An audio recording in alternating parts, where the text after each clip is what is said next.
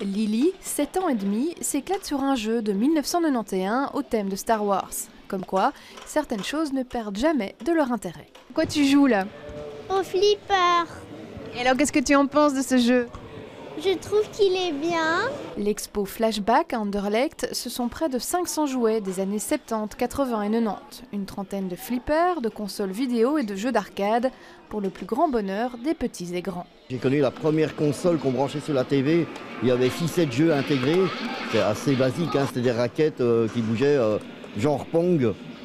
Et puis j'ai connu l'Atari 2006, l'évolution, les premiers PC. Et j'ai toujours été là-dedans en fait.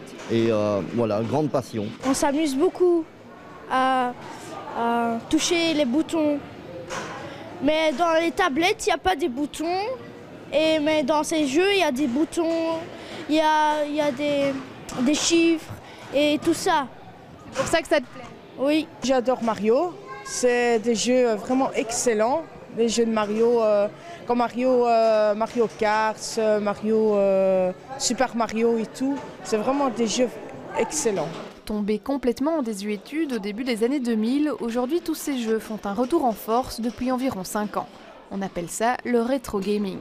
Et avec cette tendance, ce sont aussi les prix de tous ces objets qui remontent en flèche. Ça c'est comparable au marché de la BD ou du vinyle, c'est des choses qui en vieillissant, de par leur rareté et de par l'attrait que ça crée, ont pris une certaine valeur et un statut un petit peu culte comme ça. Donc voilà, clairement, plus les années passent, c'est logique, plus ça devient vieux et rare et convoité.